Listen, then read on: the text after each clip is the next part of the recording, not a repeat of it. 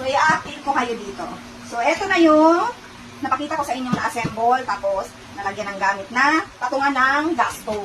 So, ang nilagay ko lang dito, single gas stove, pero pwede ito sa dalawa. So, ako isa lang kasi nilagyan ko yung ibang space ng mga condiments, ricados, mga ganyan. Ayan, meron pa ng egg.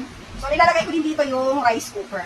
So, eto, meron pa nga siyang, kaserola kasi nagluto kami kanina. So, dito sa baba, eto yung nilagay ko. Mabigat yan ha, may mga laman yan. Ayan o. Mabigat yan. Bali, 3 ganito yung nilagay ko dito. So, yan yung nilagay ko dyan. Eto, mabigat talaga to. So, dito sa baba, dati wala itong laman, pero nilagyan ko na, sayang ng space. Eto yung mga nilagay ko dyan. Yan, mga panglinis.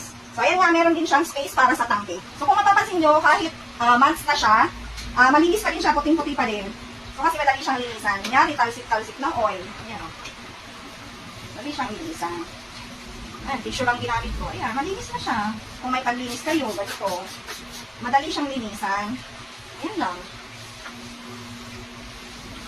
So, kung gusto nyo lang ganito, ilalagay ko yung store nito. Kung saan ko siya nabili, available din pala ito sa Black.